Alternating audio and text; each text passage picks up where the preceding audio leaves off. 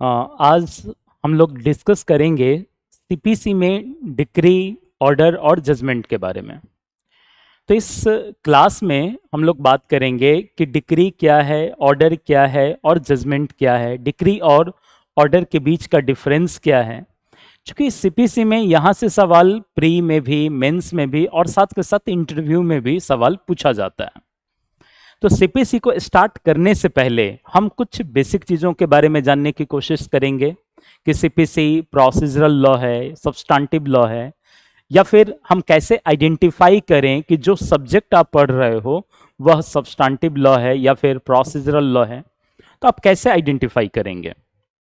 तो एक बेसिक चीज़ों से हम स्टार्ट करने जा रहे हैं सब्सटेंटिव लॉ और प्रोसीजरल लॉ के बारे में, और उसके बाद सीपीसी स्टार्ट जब हम करेंगे तो एक मेन टॉपिक डिक्री, आदेश एवं निर्णय के बारे में डिस्कस करेंगे। तो आप लोग बने रहें और लास्ट तक जब बने रहेंगे तो आप डिक्री और आदेश के बीच की जो बारीकी डिफरेंसेस हैं वह आप समझ पाओगे। सबसे पहले कि जब हम सीपीसी पढ़ना शुरू करते हैं तो यहां से एक सामान्य क्वेश्चन यह रहता है और पूछा जाता है कि यह सब्सटेंटिव लॉ है या फिर प्रोसीजरल लॉ है। कई बार तो आप इसको देख करके, जैसे सीपीसी के अगर फुल फॉर्म को देखें तो आप आसानी से जान सकते हैं कि यह सब्सटेंटिव लॉ है या फिर प्रोसीजरल लॉ।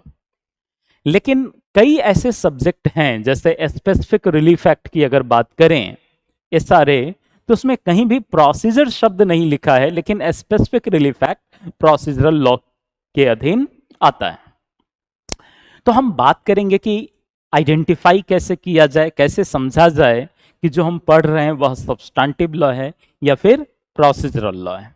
उससे भी अगर हम पीछे जाएं, लॉ के बारे में बेसिक कॉन्सेप्ट को अगर समझने की कोशिश करें कि लॉ क्या है, व्हाट इज लॉ, राइट।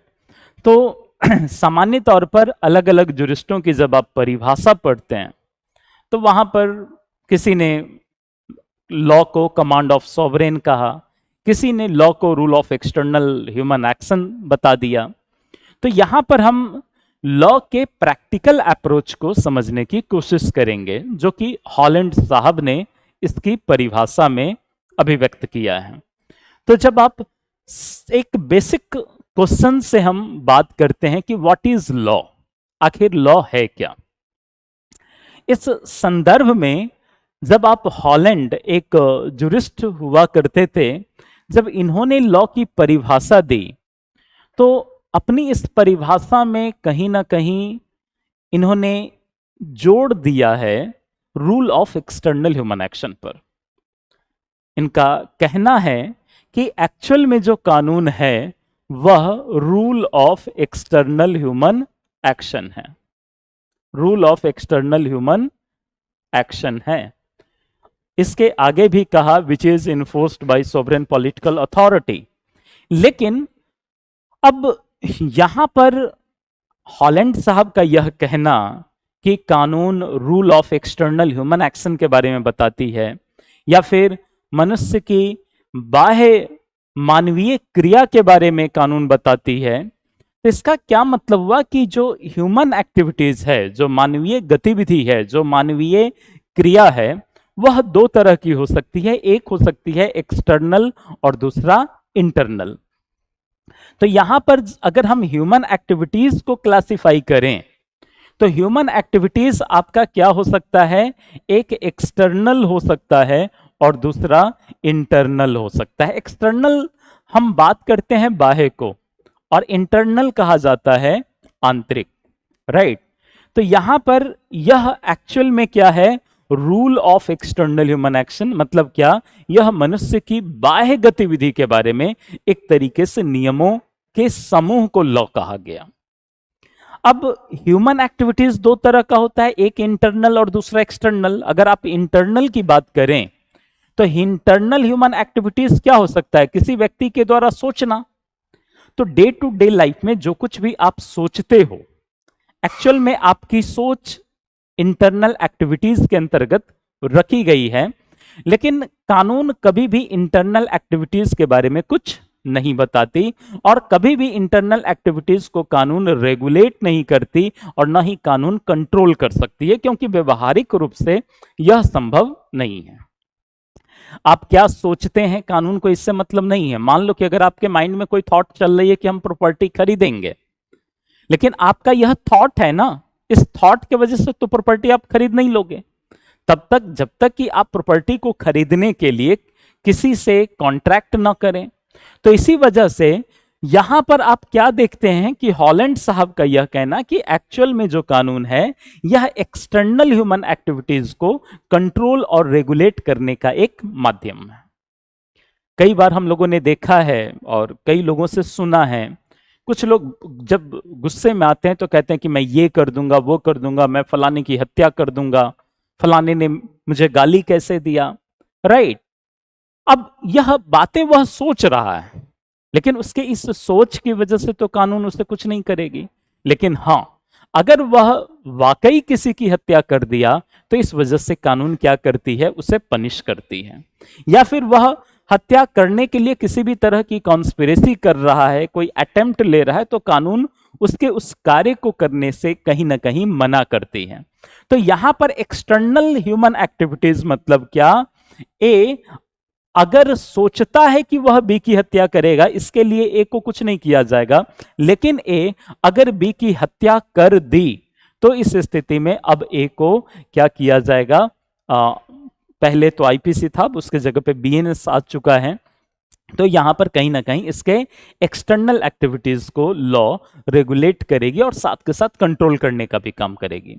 तो इसी वजह से हॉलैंड साहब का कहना था कि आप क्या सोचते हैं कानून को इससे मतलब नहीं है, बल्कि आप क्या करते हैं कानून को इससे मतलब है। तो कानून एक तरीके से देखा जाए तो यह ह्यूमन एक्टिविटीज, खास करके एक्सटर्नल एक्टिविटीज को रेगुलेट करने और कंट्रोल करने का एक माध्यम बन गया। अब इस परिभाषा में अगर आप देखें कि जब यह मनुष्य की बाह्य गतिविधि को ही कंट्रोल कर रहा है, मनुष्य की बाह्य गतिविधि को रेगुलेट कर रहा है, तो इस परिभाषा के आधार पर तो फिर आप पाएंगे कि कानून तो मनुष्य की बाह्य गतिविधि आज से थोड़ी ना, हजारों साल पहले ह्यूमन बीइंग का जिस समय एग्जिस्टेंस आया होगा, उस समय से लेकर के अब तक ह्यूमन बीइंग, मनुष्य कुछ ना कुछ तो एक्सटर्नल एक्टिविटीज करता रहा होगा। अब इस स्थिति में अगर देखा जाए तो एक्सटर्नल एक्टिविटीज को उस समय, अगर हम प्राचीन समय की बात करें, हिंदू विधि में ही हम लोग जब सोर्सेज ऑफ हिंदू लॉ पढ़ते हैं तो वहां पर वेदों के बारे में पढ़ते हैं, स्मृतियों के बारे में पढ़ते हैं। अगर सोर्सेज ऑफ मुस्लिम लॉ की बात की जाए तो वहां भी हम लोग कुरान के बारे में पढ़ते हैं, हदीसों के बारे में पढ़ते हैं। तो एक तरीके से अगर देखा जाए तो वहां भी उस समय वेदों के माध्यम से, स्मृतियों के माध्यम से जो मनुष्य है उसके एक्सटर्नल एक्टिविटीज, उसकी बाह्य गतिविधि को कहीं ना कहीं रेगुलेट और कंट्रोल किया जाता था। लेकिन अब सवाल यह उठता है कि जब पहले ही ऑलरेडी यह व्यवस्था थी, विधि जैसी व्यवस्था थी, तो वर्तमान में जो हम लोग विधि के अलग अलग प्रकृति को देखते हैं, बीएनएस अभी आईपीसी की जगह लिया है, बीएनएसएस सीआरपीसी की जगह लिया है, सीपीसी अभी एज इट इज है, बीएसए एविडेंस एक्ट 1872 की जगह लिया है, कॉन्ट्रैक्ट है, टीपीए। तो इस लॉ की आवश्यकता क्यों महसूस हुई? तो इसको हम एक सिंपल एग्जाम्पल से समझने की कोशिश करते हैं। सामान्य तौर पर अगर मान लीजिए कि कोई एक फादर है, पिता हैं, और इसके दो बच्चे हैं, एक S1 और दूसरा S2। दोनों बच्चे एक ही परिवार में जन्म लिए, पले बढ़े, एक ही स्कूल में पढ़ाई की, एक ही टीचर्स से सारी चीजें एजुकेशन इन्होंने ली। लेकिन जैसे जैसे ये बच्चे बड़े होते जाते हैं, वैसे वैसे इन दोनों ही भाइयों के बीच में पिता के द्वारा जो भी अर्जित प्रॉपर्टी है, इस प्रॉपर्टी को लेकर के कहीं ना कहीं कंट्रोवर्सी क्रिएट होनी शुरू हो जाती है, जिसमें S1 भी P1 प्रॉपर्टी पे अपना दावा करता है, S2 भी इस प्रॉपर्टी पर अपना दावा करता है। तो आप देखोगे कि कई बार ऐसा होता है कि संपत्ति को लेकर के एक भाई दूसरे भाई की हत्या तक कर देता है, राइट। तो आप इसको ऐसे समझो कि एक छोटे से एग्जाम्पल में के माध्यम से कि एक परिवार में जहां पर दो भाई दो बच्चे आपस में साथ साथ एजुकेशन लिया हो, एक ही टीचर से पढ़ा हो, और बड़े होते गए तो उनके बीच कंट्रोवर्सी क्रिएट होती है। उसके लिए हम लोग फैमिली लॉ वगैरह पढ़ते हैं हिंदू लॉ सब में, राइट। बावजूद इसके आपस में वो लड़ाई करते हैं। तो ठीक उसी तरीके से जो एक सामाजिक व्यवस्था जो बनी हुई है, जिसमें कि अलग अलग जाति, अलग अलग धर्म के लोग हैं, उनके बीच कितनी अंतर विरोध की स्थिति हो सकती है। तो उस कंट्रोवर्सी को कैसे दूर किया जाए। एक छोटे से फैमिली में ये प्रॉब्लम हो सकती है, तो पता नहीं हम लोगों के अंदर विचारों को लेकर के भी डिफरेंसेस होता है। अलग अलग तरह का समाज बना हुआ है, जिसमें कि कास्ट, रिलीजन, राइट, अलग अलग सेक्स को लेकर के डिस्क्रिमिनेशन है। तो इस स्थिति में कैसे इस कंट्रोवर्सी को दूर किया जाए, इसके लिए कानून को बनाया गया। अब जब कानून बनी तो विधायिका ने सबसे पहले लोगों को उनके राइट्स और उसके ड्यूटीज को कोडिफाई करना शुरू किया, क्योंकि विधायिका का मेन मकसद था कि लोगों को उनके अधिकारों के बारे में बताया जाए। अगर लोगों को सामान्य तौर पर अगर किसी व्यक्ति के अधिकारों को बता दिया जाएगा, किसी व्यक्ति के कर्तव्यों को बता दिया जाएगा, तो ऐसी स्थिति में कोई भी व्यक्ति अपने विधिक अधिकारों का संरक्षण कर सकेगा। जैसे मान लीजिए कि आज के डेट में हम लोग बोलते हैं कि जो प्रॉपर्टी दादाजी परदादाजी ने खरीदी है, उस प्रॉपर्टी पर हम लोग अपना हक बताते हैं। हम लोग कहते हैं कि वह प्रॉपर्टी मेरी है। ऐसा क्यों कहते हैं कि वह प्रॉपर्टी मेरी है? उस प्रॉपर्टी को तो हमने परचेज नहीं किया है, राइट, या उस प्रॉपर्टी को हमने किसी तरह से अर्जित नहीं किया है, लेकिन कहते हैं जरूर कि वह प्रॉपर्टी मेरी है। इसके पीछे एकमात्र कारण यही है कि substantive law, Hindu succession act जब हम देखते हैं तो हिंदू सक्सेशन एक्ट कहता है कि अगर किसी व्यक्ति की मृत्यु होती है तो उसके जो विधिक उत्तराधिकारी हैं, वह प्रॉपर्टी उसके विधिक उत्तराधिकारी में कहीं ना कहीं सक्सीड कर जाएगी, और इस वजह से हम लोग उस प्रॉपर्टी पर अपना क्लेम करते हैं। तो यहां पर मौलिक विधि के माध्यम से सबसे पहले लोगों के उनके राइट्स के बारे में बताया, जिससे कि कोई अन्य व्यक्ति उस व्यक्ति के विधिक अधिकारों का उल्लंघन न करे, और अगर कोई करता है तो इस स्थिति में वह अपने विधिक अधिकारों को लागू कराने के लिए वह न्यायालय की शरण ले सके।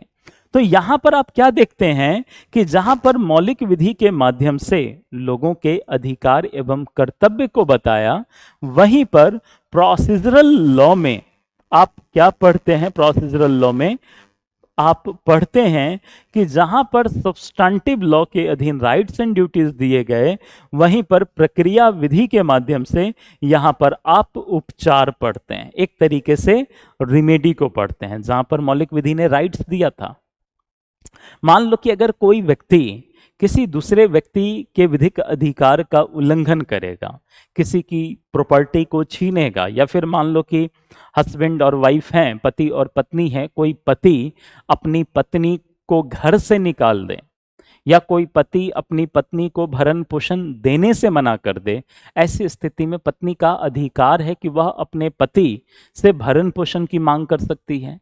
ये सारी चीजें आप हिंदू विधि के अंतर्गत देखते हैं। लेकिन सवाल यही उठता है कि अगर कोई पति अपनी पत्नी को भरण पोषण देने से मना कर दे, तो उस स्थिति में तो उसे रिमेडी मिलनी चाहिए। तो यहां पर सब्सटेंटिव लॉ के माध्यम से जो राइट्स एंड ड्यूटीज दिया गया, तो वहीं पर प्रोसीजरल लॉ एक लैटिन मैक्सिम पर बेस करता है, जिसको हम बोलते हैं उबी जस इबी रिमेडियम, मतलब जहां अधिकार है वहां उपचार है। तो यहां पर आप उपचार के तौर पर सीपीसी को पढ़ते हो, और यही वजह है कि सीपीसी को रिमेडियल लॉ भी कहा जाता है, मतलब एक ऐसी विधि जो कि उपचार प्रदान करती है। स्पेसिफिक रिलीफ एक्ट को क्यों प्रोसीजरल लॉ कहा जाता है? क्योंकि स्पेसिफिक रिलीफ एक्ट की ही अगर बात की जाए, एसआरए की ही बात की जाए, तो यह भी आपका प्रोसीजरल लॉ है, राइट, यह भी आपका प्रोसीजरल लॉ है। क्योंकि अगर हम कॉन्ट्रैक्ट की बात करें तो कॉन्ट्रैक्ट एक्ट आपका सब्सटेंटिव लॉ है, एक तरीके से देखा जाए तो यह मौलिक विधि है। कॉन्ट्रैक्ट एक्ट में आप क्या पढ़ते हैं? आप एक तरह से राइट्स के बारे में पढ़ते हैं, दूसरी तरफ आप कर्तव्यों के बारे में पढ़ते हैं। जैसे मान लीजिए कि ए और बी दो व्यक्ति हैं और एक प्रॉपर्टी है P1, इस प्रॉपर्टी का मालिक बी है। तो P1 प्रॉपर्टी का मालिक बी है और अपनी इस प्रॉपर्टी को बी 50 लाख रुपए में बेचना चाहता है। तो बी ने ए को एक प्रस्ताव किया कि मैं अपनी P1 प्रॉपर्टी आपको 50 लाख रुपए में बेचना चाहता हूं, क्या आप खरीदोगे?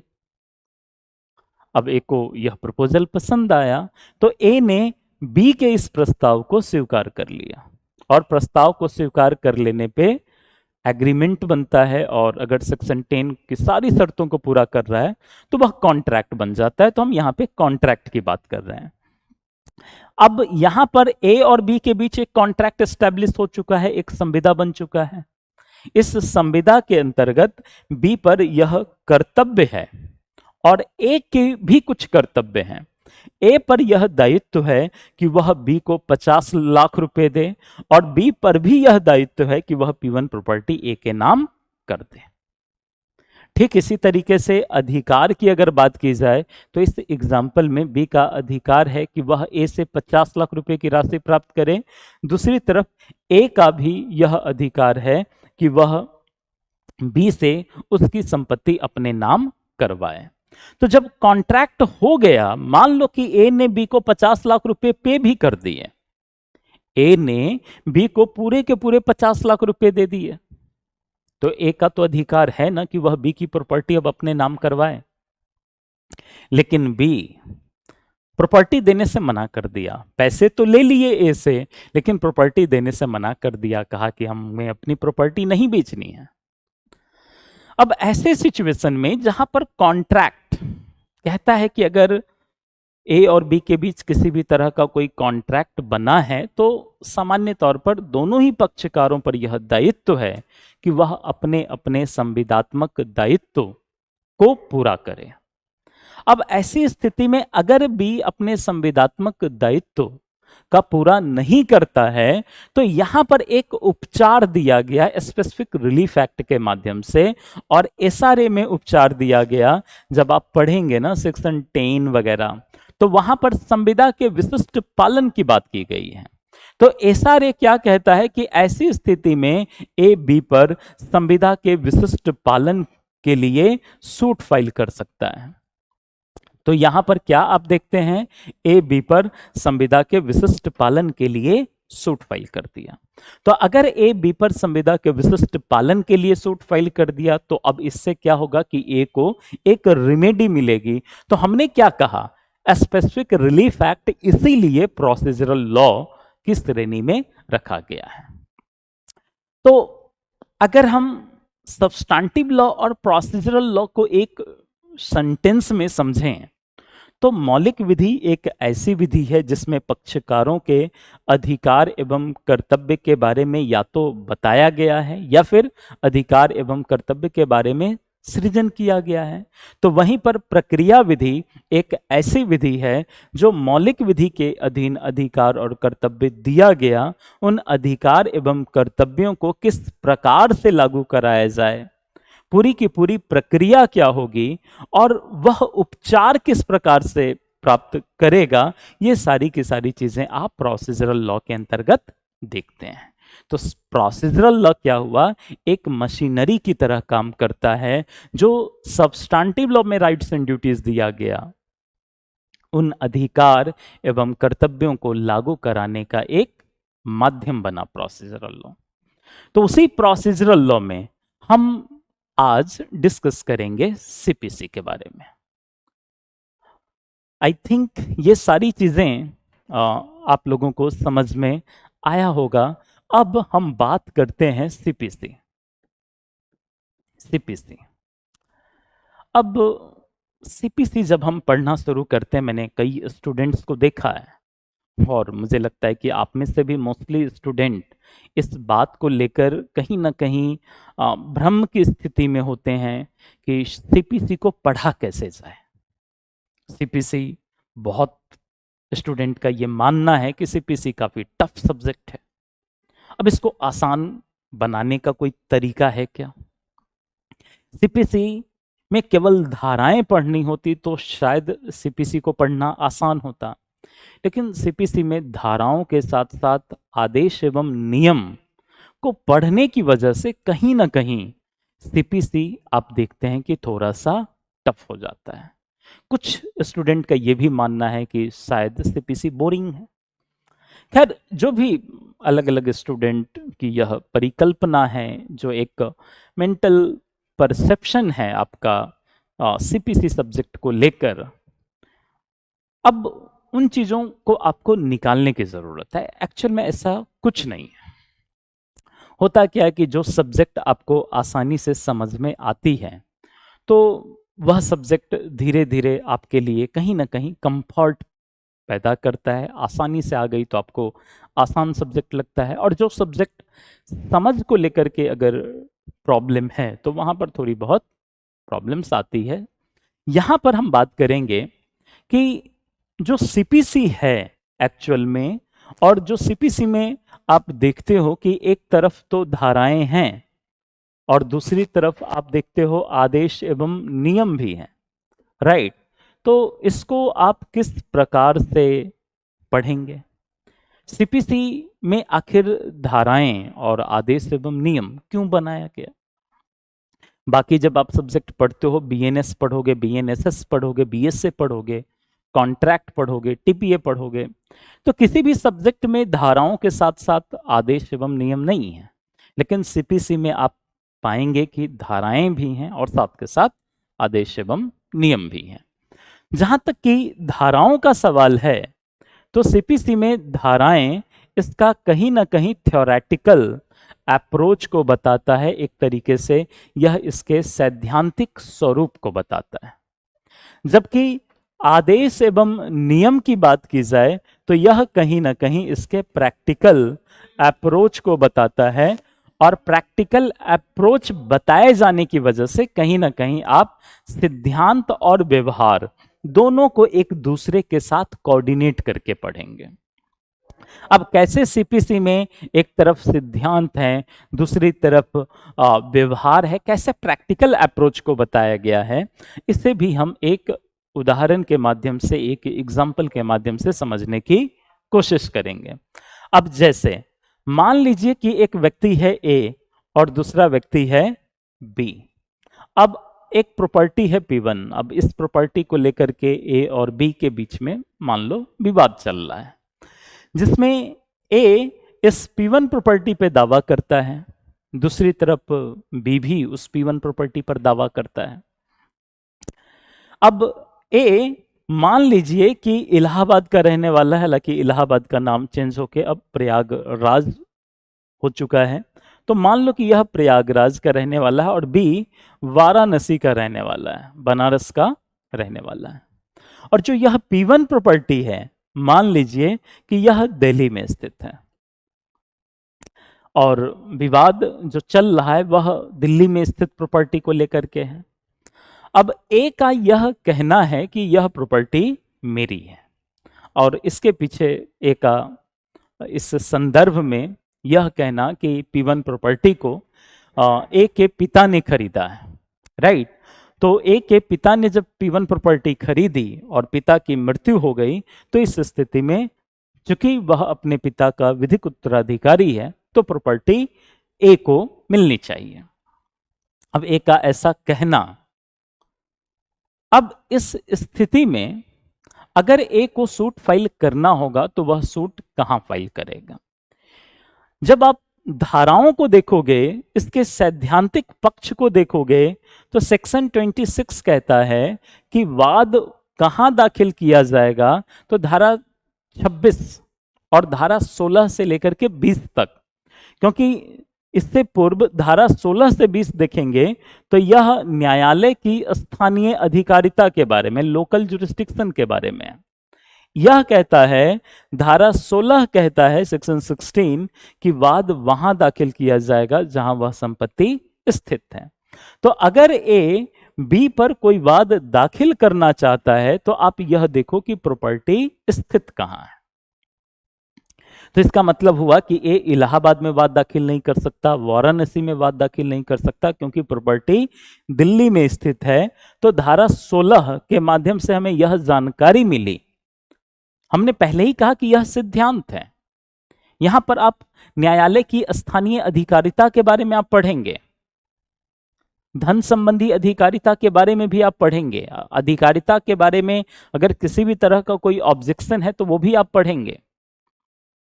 तो अगर कोई वाद दाखिल करना है तो यहां पर क्या कहता है कि वाद वहां दाखिल किया जाएगा जहां वह संपत्ति स्थित है। अब जब सेक्शन 26 आप देखोगे तो वाद किस प्रकार से दाखिल होगा। धारा 26 कहता है कि हर एक वाद पत्र के माध्यम से दाखिल होगा। तो धारा 26 ये तो कह दिया कि वाद पत्र के माध्यम से दाखिल होगा, लेकिन वाद पत्र में किन किन बातों को लिखा जाए। अगेन हमने क्या कहा कि यह सिद्धांत है। अब प्रैक्टिकल अप्रोच जब आप देखोगे, धाराओं का आदेश एवं नियम के साथ जब आप कोऑर्डिनेट करके पढ़ोगे तो यहां आप क्या देखते हैं कि जहां धारा 26 कहता है कि वाद पत्र के माध्यम से दाखिल होगा, वहीं पर ऑर्डर 7 रूल 1 जब आप पढ़ेंगे इसके प्रैक्टिकल अप्रोच को, तो यह कहता है कि सबसे पहले आप न्यायालय का नाम लिखें, वादी का नाम पूरा पता, प्रतिवादी का नाम पूरा पता। और यही वजह है कि आप क्या करते हैं, सिद्धांत बनाया और दूसरी तरफ प्रैक्टिकल अप्रोच के माध्यम से ऑर्डर और रूल्स को बना दिया। अब धाराओं में केवल इतना कह देना कि वाद पत्र के माध्यम से दाखिल होगा, ये इससे काम नहीं चलेगा। लेकिन जब आप प्रैक्टिकल अप्रोच पढ़ेंगे, इसके ऑर्डर रूल्स को पढ़ेंगे, तो वहां पर आप विस्तृत आयाम को, कि जो न्यायिक प्रक्रिया प्रारंभ होती है, न्यायिक प्रक्रिया प्रारंभ होने के उपरांत आप देखते हो कि वादपत्र को प्रतिवादी को सर्व कर दिया जाता है। प्रतिवादी को सर्व किया जाता है ताकि प्रतिवादी वादी के उस वादपत्र का जवाब रिटन स्टेटमेंट के माध्यम से दे सके। न्यायालय के समक्ष वादपत्र आ चुका है, रिटन स्टेटमेंट आ चुका है। अब कोर्ट इस आधार पर तो निर्णय नहीं देगी। सबसे पहले तो न्यायालय का यह काम है कि इस बात की जांच की जाए कि आखिर किन किन बिंदुओं को लेकर के वादी और प्रतिवादी के बीच में कंट्रोवर्सी है। तो जो कंट्रोवर्शियल पॉइंट है, जहां पर वादी और प्रतिवादी के बीच अंतर विरोध है, वहीं पर वह क्या बनाती है, इशू तैयार करती है, और उसी इशू को हम कहते हैं विवाद्यक। ठीक है।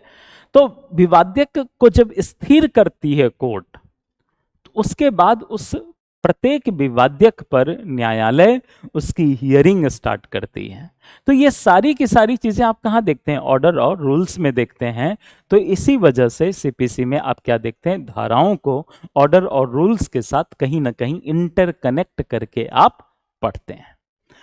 तो यहां पर धाराओं का जहां तक सवाल है, तो टोटल धाराएं 158 है। और जब आप सीपीसी के आदेश को देखते हैं तो टोटल आदेश 51 है, और प्रत्येक आदेश के अंदर भी जब आप नियम को देखोगे तो अलग अलग नियम दिए गए हैं। तो नियमों की संख्या अलग अलग है। तो इस वजह से थोड़ा सा स्टूडेंट को लगता है कि यह बोझिल सब्जेक्ट है, जबकि बोझिल है नहीं। आपको समझना है, और जितनी ही बेहतर समझ आपकी होगी ना, तो वहां पर वह सब्जेक्ट आपके लिए बोझिल नहीं लगेगा, आपके लिए वही सब्जेक्ट इंटरेस्टिंग हो जाएगा। समझ में आ रही बात। तो इसीलिए धाराओं को आदेश एवं नियम के साथ इंटरकनेक्ट करके पढ़ना, उसकी समझ को डेवलप करना, ये काफी जरूरी होता है। और यही वजह है कि आप यहां पर सीपीसी को 2 पार्ट में पढ़ते हैं, एक तरफ धाराएं और दूसरी तरफ आदेश एवं नियम। खैर, ये तो रहा सीपीसी की धाराओं और आदेश एवं नियम के बारे में। लेकिन जब आप सीपीसी स्टार्ट करते हो पढ़ना, तो कई बार हमने देखा है सीपीसी पढ़ने के दरमियान आप में से मोस्टली स्टूडेंट धारा 1 से पढ़ना शुरू करते हैं, कुछ लोग तो धारा 2 से भी शुरू कर देते हैं, डिक्री ऑर्डर सीधा। लेकिन विगत कुछ वर्षों में परीक्षा में जो सवाल आया है, जब आप उसके अप्रोच को देखेंगे, जब आप प्रीवियस ईयर के क्वेश्चंस को देखेंगे, तो आप पाएंगे कि कहीं ना कहीं जो सवाल की प्रकृति है, क्वेश्चंस का जो नेचर है, उसमें कहीं ना कहीं डिफरेंसेस आया है। अब कई बार सीपीसी का कॉन्स्टिट्यूशनल एस्पेक्ट अभी हाल फिलहाल में बिहार में फैमिली लॉ संविधान के किस सूची में रखा गया है वो पूछ दिया था। तो इसी वजह से हम यहाँ पर सबसे पहले देखेंगे कि सीपीसी संविधान की किस सूची में रखा गया है। और जब भी आप तैयारी करें तो प्री मेंस को साथ के साथ करें। ये नहीं कि पहले प्री कर लिया और प्री करने के बाद जब प्री निकल जाएगा तब मेंस की तैयारी शुरू करेंगे। यह राइट मेथड नहीं है। प्री निकल जाएगा तो फिर आपको टाइम कितना मिलेगा? केवल 1 महीने का टाइम मिलेगा। 1 महीने में आप कर ही क्या लोगे? कोई भी नहीं कुछ कर पाएगा। 1 महीना उसके लिए है जो ऑलरेडी सारी चीजें पढ़ चुका है। तो इसीलिए आप लोग प्री और मेंस दोनों साथ के साथ पढ़े। ठीक है, तो मैं बता रहा था यहां पर सीपीसी के संवैधानिक पहलू। जब आप संवैधानिक पहलू को देखेंगे, कॉन्स्टिट्यूशनल एस्पेक्ट को देखेंगे, तो सवाल यह उठता है कि भारत के संविधान में सीपीसी के बारे में कहीं कोई प्रोविजन किया गया है क्या? इस संदर्भ में जब संविधान की 7वीं सूची आप पढ़ेंगे, 7th शेड्यूल को पढ़ेंगे, अनुसूची को, तो वहां पे आप देखेंगे 7वीं अनुसूची में 3 तरह का विषय दिया गया है। एक तरफ संघ सूची, दूसरी तरफ राज्य सूची और तीसरी तरफ समवर्ती सूची। कॉन्स्टिट्यूशन में यह सूची बनाने का एकमात्र कारण यही था कि केंद्र और राज्य को जो कानून बनाने की अथॉरिटी संविधान ने दी,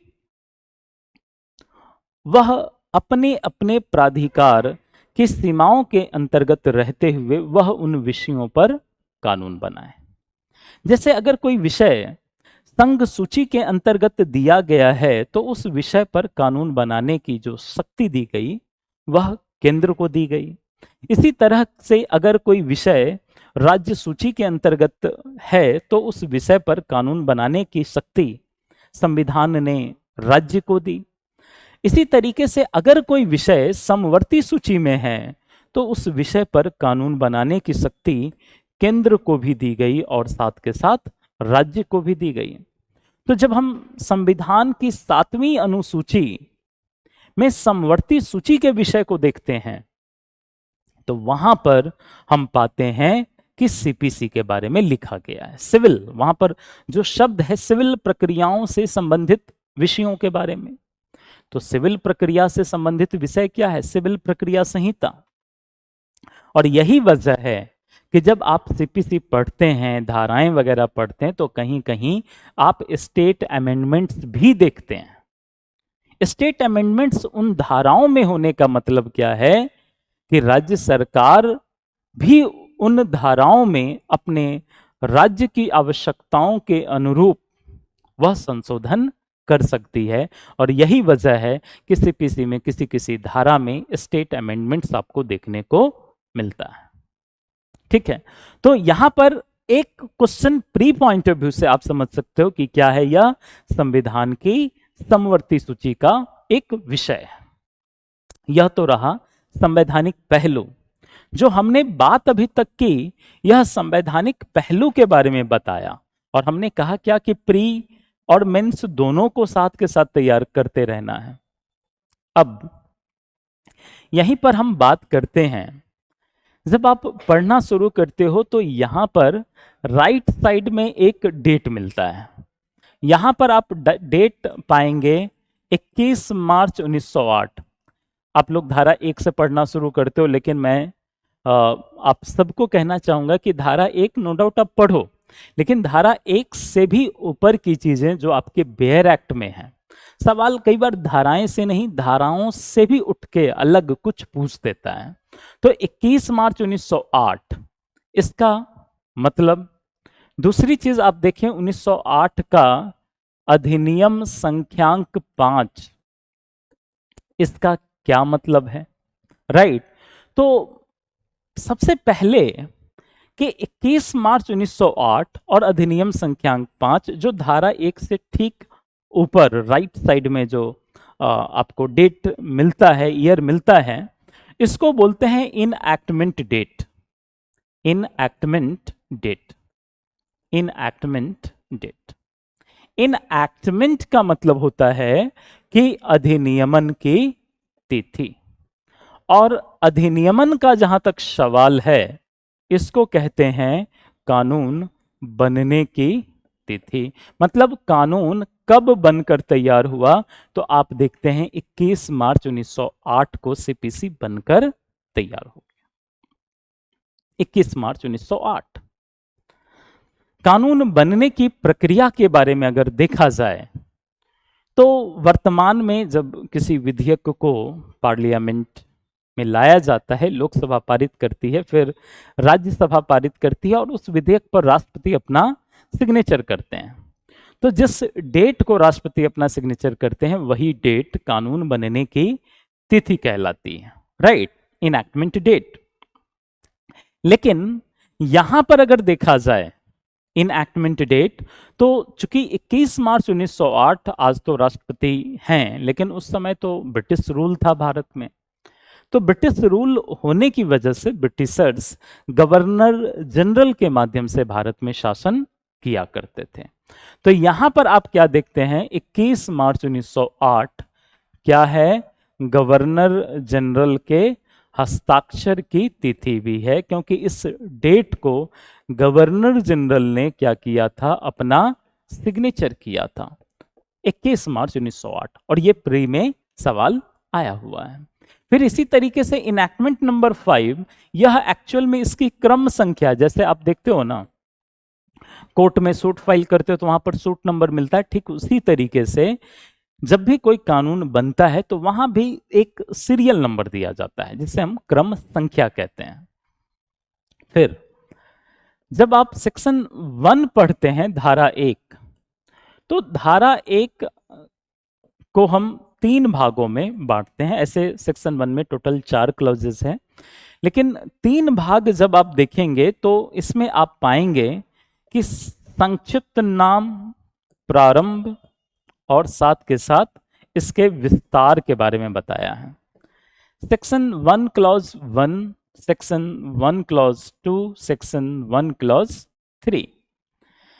जहां तक कि संक्षिप्त नाम आप देखेंगे तो यहां पर वर्ड यूज किया है सिविल प्रक्रिया संहिता। इस का नाम क्या है, सिविल प्रक्रिया संहिता 1908। जब आप इसके प्रारंभ के बारे में देखेंगे तो यह कहता है 1 जनवरी 1909। तो यह 1 जनवरी 1909 इसका क्या है, इन्फोर्समेंट डेट है, इन्फोर्समेंट डेट है। और इस इन्फोर्समेंट को क्या बोलते हैं, प्रवर्तन की तिथि। मतलब यह वह डेट है जिस डेट से सीपीसी को लागू किया गया। जहां तक कि इसके विस्तार का सवाल है, तो यहां पर आप देखते हैं सेक्शन 1 क्लॉज 3 के माध्यम से कहता है कि यह नागालैंड राज्य एवं जनजातीय क्षेत्र को छोड़कर, संपूर्ण क्षेत्र को छोड़कर, सिवाय वर्ड यूज किया है, संपूर्ण भारत पर लागू है, राइट। अब यहां पे जब धारा 1 के तीनों खंडों को अगर आप देखें, जहां पर 1 जनवरी, यहीं से एक इंटरव्यू में सवाल आता है कि इनएक्टमेंट डेट और इन्फोर्समेंट डेट के बीच अंतर क्या है। इनएक्टमेंट डेट एक ऐसा डेट जिस डेट को कोई कानून बना था, और इन्फोर्समेंट डेट एक ऐसा डेट जिस डेट से किसी कानून को लागू किया गया। यह भी सवाल प्री में पूछा गया और इंटरव्यू में भी पूछा गया है कि what are the differences between enactment date and enforcement date, right. अब सेक्शन 1 क्लॉज 3 जब आप देखते हैं तो कहता है नागालैंड राज्य एवं जनजातीय क्षेत्र को छोड़कर पूरे भारत में लागू है। पहले जम्मू एंड कश्मीर पे भी सीपीसी को लागू नहीं किया जाता था, लेकिन वर्तमान समय में 31 अक्टूबर 2019 से सीपीसी को वहां भी लागू किया जाने लगा। ठीक है, तो ये सारी चीजें आप यहां पर कहीं ना कहीं सीपीसी के सेक्शन 1 के माध्यम से इसका एक तरीके से परिचय, एक इंट्रोडक्शन लेते हैं। खैर, अब हम आते हैं एक मेन टॉपिक, डिक्री। चूंकि डिक्री से सवाल प्री में भी पूछा जाता है, डिक्री से सवाल मेंस में भी पूछा जाता है, और कई बार आपसे इंटरव्यू में भी डिक्री से सवाल पूछा जाता है। तो यहां पर हम बात करेंगे, एक टॉपिक है सीपीसी का डिक्री। डिक्री, अब यह डिक्री है क्या? क्या डिक्री और डिग्री एक ही शब्द है? देखा जाए तो दोनों अलग अलग चीजें हैं, लेकिन बिहार में एक बार सवाल आ गया था कि डिग्री से आप क्या समझते हैं,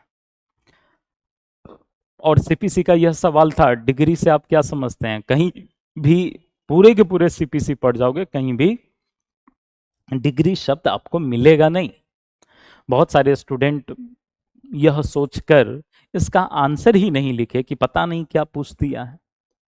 एक्चुअल में जिसने क्वेश्चन बनाया होगा, यद्यपि वहां पर डिग्री लिखा हुआ था इंग्लिश में भी और हिंदी में भी, लेकिन वह पूछना डिग्री चाह रहा था, राइट। तो इस वजह से जो सवाल आया था बिहार में, उसका एकमात्र जो उद्देश्य था कि आप उस क्वेश्चन का आंसर डिग्री समझकर लिखें। अब डिग्री है क्या? डिग्री हम किसे कहते हैं? अब हम इसके संक्षिप्त परिचय अगर देखें, क्योंकि किसी भी चीज को अगर आप उसके परिचय को समझेंगे तो कहीं ना कहीं थोड़ी सी आसानी हो जाती है समझने में। इसकी उत्पत्ति के बारे में अगर देखें तो डिक्री शब्द की उत्पत्ति एक लैटिन शब्द से हुआ है, एक लैटिन शब्द है, और इस लैटिन शब्द का नाम है डिक्रेटम। डिक्रेटम, और इस लैटिन शब्द डिक्रेटम का मतलब है निर्णय की उद्घोषणा। एक तरीके से यह क्या है, तो निर्णय की उद्घोषणा है, निर्णय को डिक्लेयर करती है। तो डिक्री शब्द की उत्पत्ति के बारे में जब हम देखते हैं कि डिक्रेटम, तो लैटिन लैंग्वेज में जब आप लैटिन शब्द को पढ़ेंगे तो डिक्रेटम कहा जाता था उस समय लैटिन शब्दों में, लैटिन लैंग्वेज में, कि जब कोई न्यायालय निर्णय देती थी और उस निर्णय की औपचारिक जब घोषणा करती थी तो उसे वहां पर डिक्रेटम कहा जाता था। वहां पर उसे डिक्रेटम शब्द इंडिकेट उसके लिए किया गया था। तो यह चूंकि आप देखेंगे मोस्टली लॉ का जो इवोल्यूशन हुआ है, लॉ की जो आप शब्द है सीपीसी में भी या बाकी सब्जेक्ट में भी, उसकी उत्पत्ति का श्रेय कहीं ना कहीं आप देखेंगे लैटिन, आप मैक्सिमम देखोगे कि कहीं ना कहीं रोमन शब्द से ही उत्पत्ति हुई है। तो यहां पर जो डिक्रेटम शब्द है, यह इस शब्द की उत्पत्ति का एक कारण बना, और इस डिक्रेटम का मतलब होता है निर्णय की उद्घोषणा। तो अगर सामान्य शब्दों में समझे तो आप किसी को कह सकते हो कि डिक्री क्या है, तो डिक्री जहां पर सिविल न्यायालय ने अपना कोई निर्णय दिया हो, तो सिविल न्यायालय के निर्णय का अंतिम घोषणा ही डिक्री है, आप ऐसे समझा सकते हो। जहां पर सिविल न्यायालय ने कोई निर्णय दिया और उस निर्णय की औपचारिक रूप से घोषणा कर दी गई तो वह डिक्री है। तो यह तो सामान्य शब्दों में आप ऐसे समझ सकते हैं, लेकिन जब आप इसी चीज को सीपीसी के सेक्शन 2 क्लॉज 2 में पढ़ते हैं, जब आप एक एक टर्म को, जो भी टेक्निकल वर्ड वहां पे यूज किया है डिक्री की परिभाषा में, जब आप हर एक शब्द को पढ़ते हो तो वहां आपको समझ में आती है कि एक्चुअल में इसका अर्थ क्या है, राइट।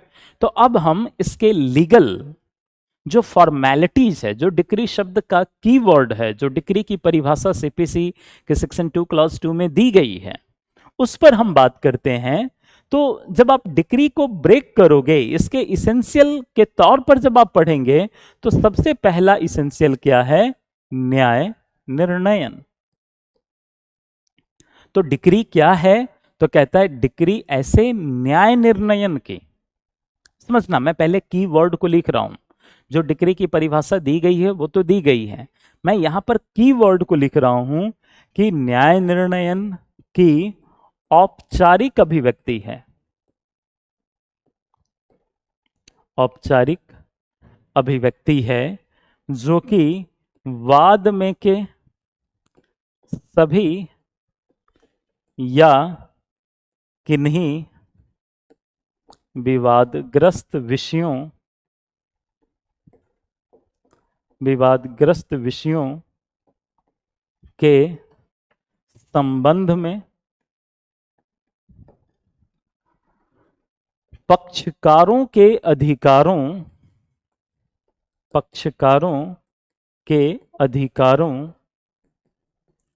का निश्चयात्मक निर्धारण।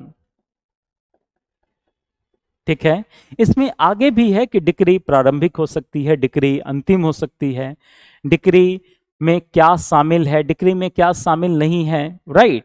वाद पत्र का नामंजूर किया जाना, धारा 144 के भीतर के किसी प्रश्न का निर्धारण, ये सब डिक्री में शामिल है।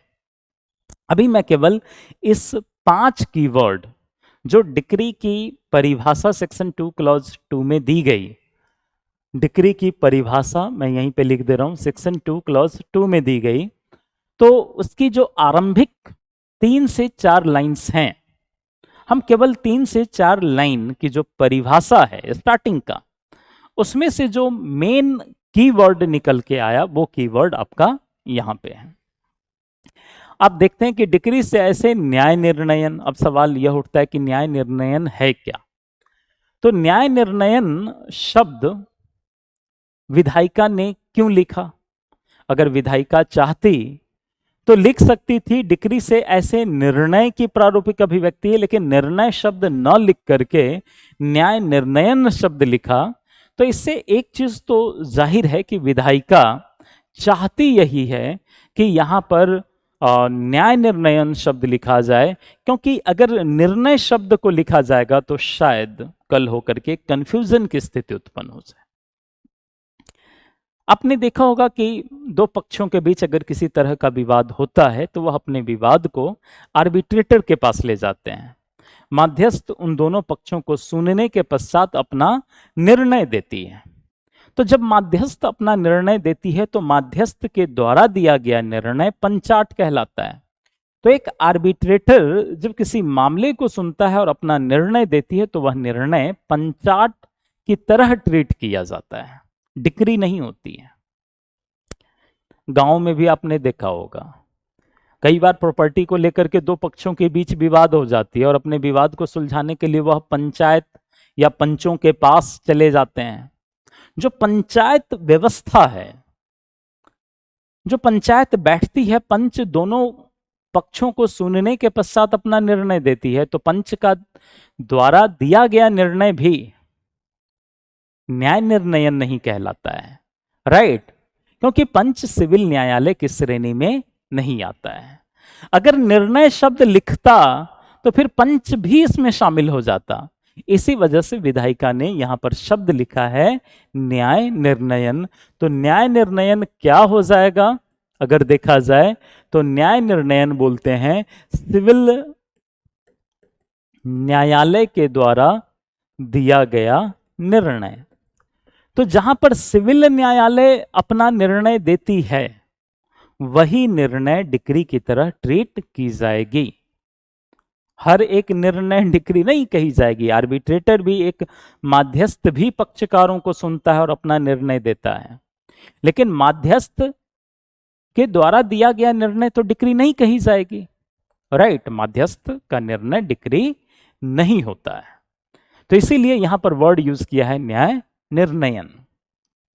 एक ऐसा निर्णय जो सिविल न्यायालय ने दिया हो, आर्बिट्रेटर ने दिया हो उससे मतलब नहीं है, पंच ने दिया हो उससे मतलब नहीं है।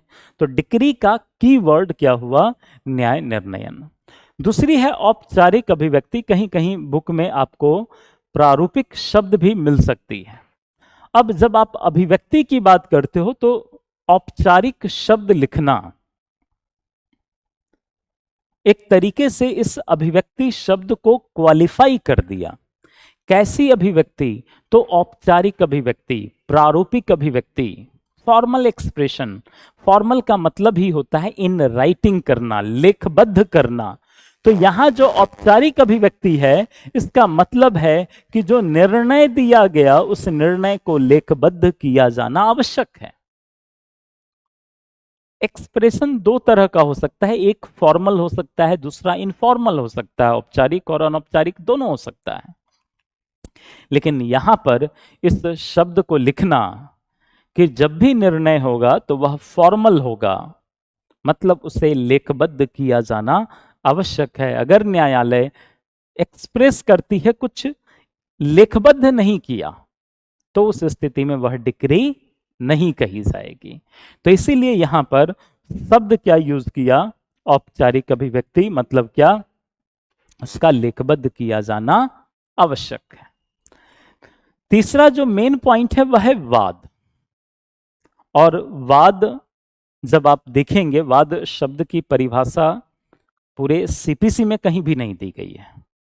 लेकिन जब आप हंसराज का केस पढ़ेंगे ना, Hansraj versus tramways company limited, तो हंसराज के केस में जो प्रिवी काउंसिल ने वाद शब्द के बारे में कहा, प्रिवी काउंसिल का कहना था कि हर एक वाद वाद पत्र के माध्यम से प्रारंभ होता है।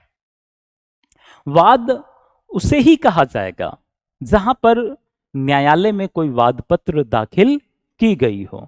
तो इसीलिए वाद प्रारंभ किसके माध्यम से होता है? वाद पत्र के माध्यम से होता है। और जैसे ही वाद पत्र न्यायालय में उपस्थित कर दी गई तो समझिए कि वह कहीं ना कहीं वाद बन चुकी है। तो यहां पर आपने क्या देखा कि डिक्री के लिए वाद का होना आवश्यक है, और यहीं से अंतर शुरू हो जाता है डिक्री और आदेश। आदेश में ये दोनों ही शब्द आप देखते हैं। आप देखते हैं आदेश में शब्द यूज किया गया न्याय निर्णयन वहां भी है, क्योंकि आदेश शब्द की जब आप परिभाषा पढ़ेंगे तो वहां पर मिलेगा कि सिविल न्यायालय के द्वारा दिया गया निर्णय एक न्याय निर्णयन है, उस न्याय निर्णयन की औपचारिक अभिव्यक्ति है। लेकिन साथ के साथ सेक्शन 2 क्लॉज 14 जब आप आदेश की परिभाषा पढ़ते हैं तो वह कहता है जो डिक्री नहीं है। मतलब क्या? आदेश में ये दोनों ही एलिमेंट मौजूद है, आदेश की परिभाषा में न्याय निर्णयन भी और औपचारिक अभिव्यक्ति भी। लेकिन क्या नहीं है? तो कहता है जो डिक्री नहीं है। तो इसका क्या मतलब हुआ? डिक्री के लिए वाद का होना आवश्यक है, लेकिन आदेश के लिए वाद का होना आवश्यक नहीं है। वाद यहां पर वाद पत्र के माध्यम से दाखिल होता है, लेकिन आदेश जब आप देखेंगे तो सामान्य तौर पर आदेश के लिए पक्षकार आवेदन दाखिल करता है, और यह आवेदन कोई भी पक्षकार दे सकता है, राइट।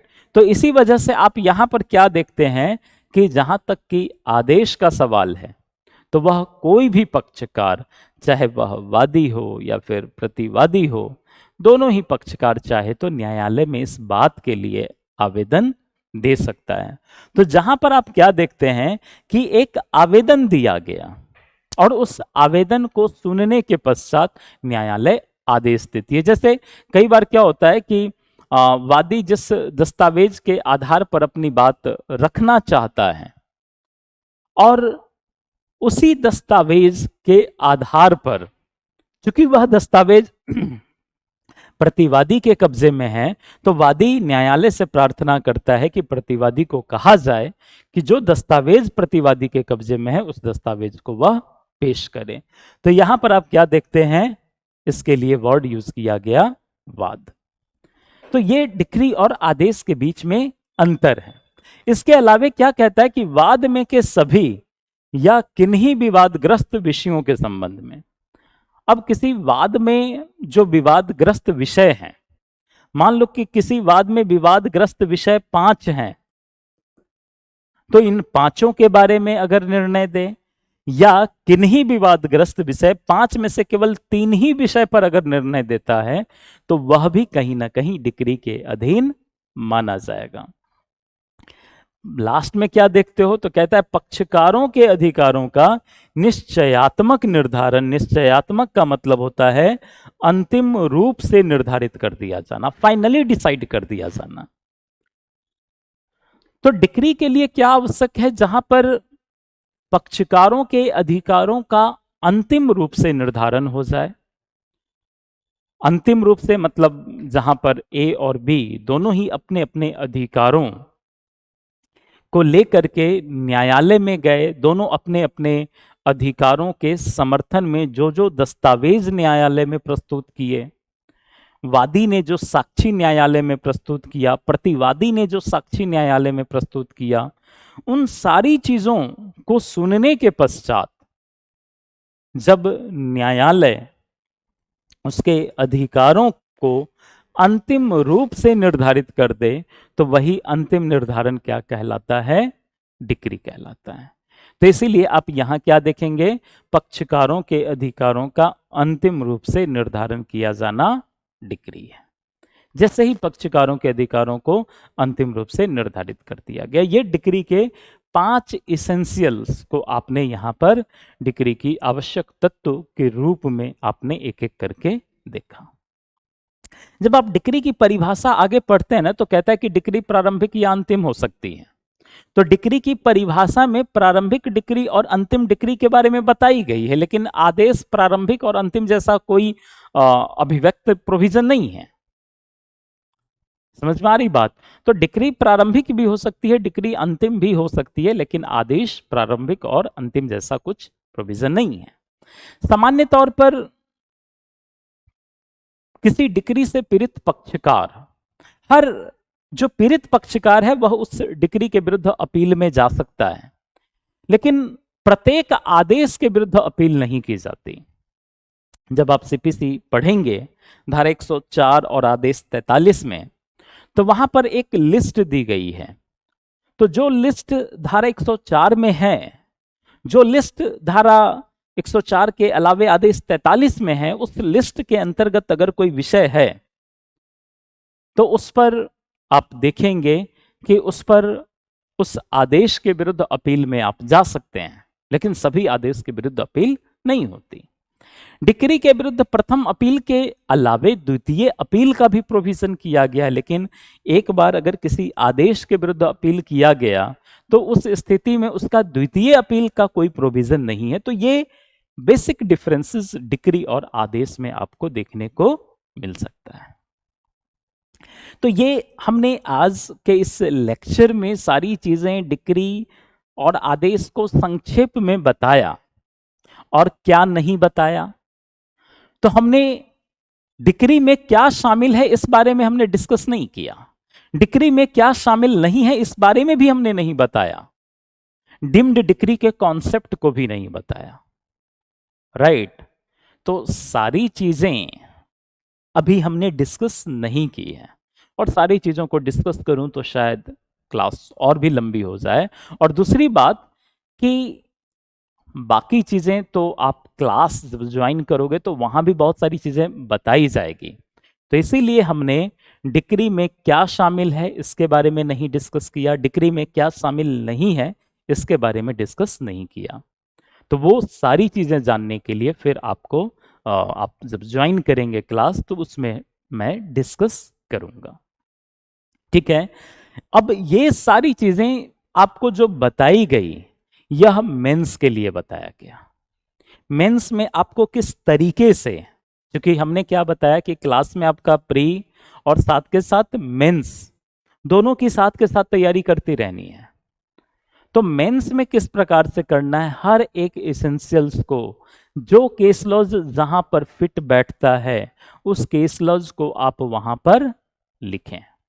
और ये सारी चीजें जब आप करोगे तो आपका मेंस भी बेटर होगा। डिक्री में बताने को और भी बहुत कुछ है, क्योंकि केवल यह डिक्री की परिभाषा हमने कहा ना कि स्टार्टिंग के 3 से 4 लाइन का है। इसके अलावे भी है डिक्री प्रारंभिक या अंतिम हो सकती है। एक्सप्लेनेशन दिया गया है कि कब कोई डिक्री प्रारंभिक होती है, कब कोई डिक्री अंतिम होती है, अंशतः प्रारंभिक डिक्री क्या होता है, अंशतः अंतिम डिक्री क्या होता है, डिम्ड डिक्री क्या होता है, वाद पत्र का नामंजूर किया जाना डिक्री क्यों माना जाता है, धारा 144 के भीतर के किसी प्रश्न, धारा 144 सेक्शन में प्रत्यास्थापन के बारे में है। तो ये सारी चीजें आप क्लास के अंदर सारी चीजों के बारे में आप एक एक करके देखोगे। तो फिर आप सबको धन्यवाद, और बाकी अगर कोई सवाल हो तो आप लोग सवाल भी कर सकते हो कमेंट बॉक्स में, जो भी क्वेश्चंस पूछना हो इसके रिगार्डिंग आप कर सकते हो। बाकी आप सबको बहुत बहुत धन्यवाद। Thank you so much.